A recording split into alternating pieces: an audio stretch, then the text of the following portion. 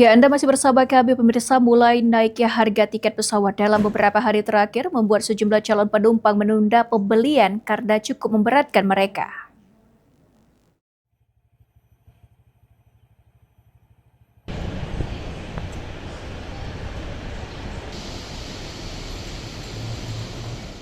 Berdasarkan pantauan PAL TV di Bandara Internasional Sultan Mahmud Badarudin II Palembang, kenaikan harga tiket pesawat di awal April membuat masyarakat harus menunda rencana perjalanan.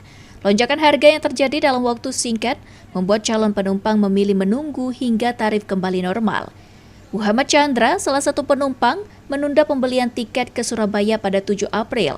Harga yang biasanya sekitar Rp1.500.000 naik menjadi Rp1.700.000 hingga Rp2.000.000 untuk kelas ekonomi.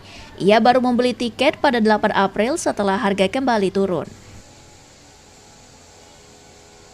Kemarin itu sempat ada kenaikan, cuman turun lagi, jadi harganya berubah-ubah gitu. Cuman kan aku ada langsung beli, pas naik itu pas jengok besok turun lagi gitu. Jadi terakhir ngecek itu pas beli ini Rp1.500.000. Tapi emang ada kenaikan, pernah sekali kenaikan itu. Harganya berubah-ubah. Itu ada yang 1,7, ada 1,8, ada yang 2 juta juga bahkan. Segala bala naik kalau ini lagi. Kalau bisa tiket usah naik lagi. Tetap ya ini kalau bisa. Kalau bisa turun juga itu kan lemak kita sebagai penumpang juga kan, kita kan warawi keluar kota kan lemak gitu kan.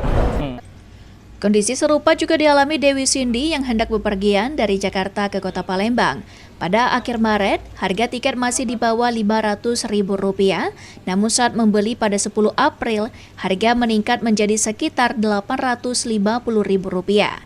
Tiket ya, karena saya sering bolak-balik Jawa Sumatera, jadi tolong ini deh harga aftur juga dibuat stabil supaya tiket juga enggak kayak gini gitu. Karena kan saya lumayan sering ya pulang pergi Jawa Sumatera, Sumatera Jawa gitu. Kira-kira berapa kali ya? Setahun itu bisa 6 kali mungkin.